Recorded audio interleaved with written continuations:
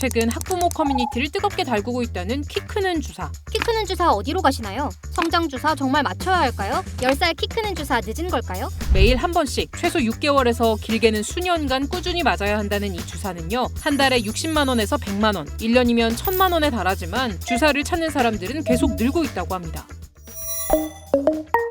키 크는 주사 인기가 어느 정도냐면요. 2021년 13만 건이었던 처방 건수가 2024년 26만 건으로 3년 새 2배나 늘었고요. 이 분야 세계 최고인 머크의 성장 주사 사이젠 매출 1위국이 바로 우리나라라고 합니다. 사실 키 크는 주사는 성장 호르몬제를 말하는데요. 원래 목적은 키가 또래의 평균 키보다 훨씬 작은 아이, 그러니까 의학적으로 100명 중 키가 3번째 미만인 경우인 저신장증을 겪고 있는 아이들의 뼈와 근육을 자극해 성장을 돕기 위한 약물입니다. 첫 번째는 성장 호르몬 결핍이 있는 아이고요. 그 다음은 성장 호르몬 수치는 정상인데 여러 가지 이유들로 키가 작은 아이들에게 사용하고 있습니다. 이 중에서 특히 키가 하위 3% 이내면서 호르몬 이상과 골연령 감소를 모두 갖고 있거나 발달이 지연되는 터너 증후군, 성장 부진이 일어나는 만성 신부전 등 성장 장애가 있는 경우에만 건강보험이 적용되는데요. 2021년부터 2023년 9월까지 약 3년간 건강보험 급여 혜택을 받은 건 30만 개 정도였는데 비급여 처방은 1000만 개가 넘는 것으로 나타났어요. 이렇게 많다는 거는 저신장증 기준에 못 미치는 아이들도 상당수 맞았다고 볼 수 있는 대목으로 볼 수가 있겠고요. 키 크는 주사로도 과도한 처방이 이루어지고 있다. 문제는 정상 범주의 아이들이 성장 호르몬제를 맞아도 효과가 있는지 전혀 알려진 게 없다는 점입니다. 실제로 지난해 한국보건의료연구원이 정상 범주 아이들을 대상으로 성장 호르몬제의 효과, 부작용, 안전성에 대한 내용을 찾아본 결과 관련 문헌 3,000개를 찾아봤지만 연관된 내용은 전혀 없었다고 해요.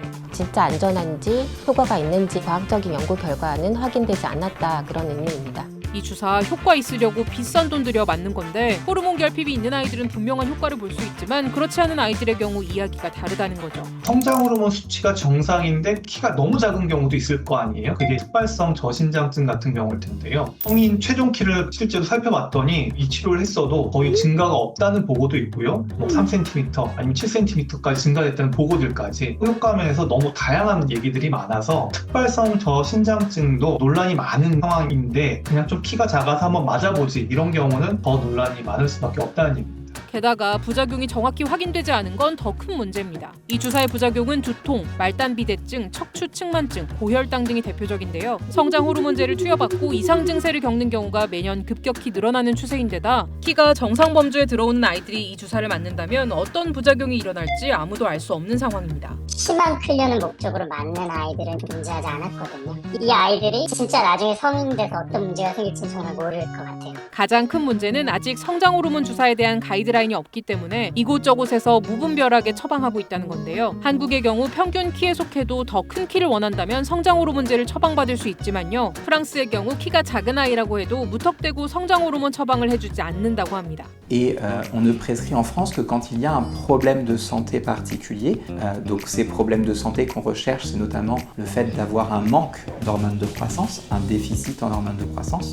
특히 지난 2016년 유럽과 미국의 소아내부비학회 그리고 30개국 이상 소속된 성장 호르몬 연구학회는 호르몬제 사용에 대해 연구 목적 임상 시험을 제외하고는 허가 범위의 아동에게 사용하지 않는다고 공식 입장을 내놓기도 했는데요. 성장 호르몬 부작용도 문제지만 사실 의사들이 가장 우려하는 부분은 아이들의 심리 문제입니다. The reason is the psychological message you give to the child.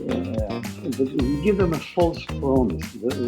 I'll make your life better by making 5 centimeters taller. 본인이 원하지 않는데도 억지로 주사를 매일 맞는 거라면 어딘가 잘못됐기 때문에 치료를 받는다는 생각을 줄 수가 있잖아요. 키에 대한 사회의 어떤 그릇된 인식, 열망이 평범한 아이들을 오히려 병들게 만들 수도 있어서 주의가 필요하지 않을까. 따라서 키 큰다니까 맞아볼까? 남들이 다 맞으니까 우리 아이도 해볼까 생각하기보다는 병원에서 진단받는 최종 키에 불안해하지 않고 수면이나 생활습관 등 환경적인 요소에 집중하는 게 가장 중요하다는데요. 실제로 작년 한 국내 연구팀에서 엄마 아빠의 키로 아이의 예측 키를 구하는 공식이 실제 키보다 더 낮게 나온다는 연구 결과를 발표하기도 했습니다. 키가 한 170 정도 될 거라고 예측이 됐는데 실제로는 이거보다 더 컸다는 얘기거든요. 흑발성 저신장증 같이 어떤 의학적으로 인정되는 거 말고 평균보다 조금 작다고 해서 너무 불안해하실 거는 아닌 것 같고요. 오히려 약물에 기대하는 것보다는 충분한 수면, 그리고 균형 잡힌 식사, 꾸준한 운동이 중요할 것 같습니다. 최근 식약처도 성장 호르몬 주사는 키 크는 주사가 아니라며 이상 사례가 있는 있는지 지속적인 모니터링을 하겠다고 밝혔는데요. 치료가 필요하지 않은 아이들에게까지 호르몬 주사를 마치고 있는 요즘, 여러분은 이 키 크는 주사 어떻게 생각하시나요? 여러분의 생각을 댓글로 남겨주세요.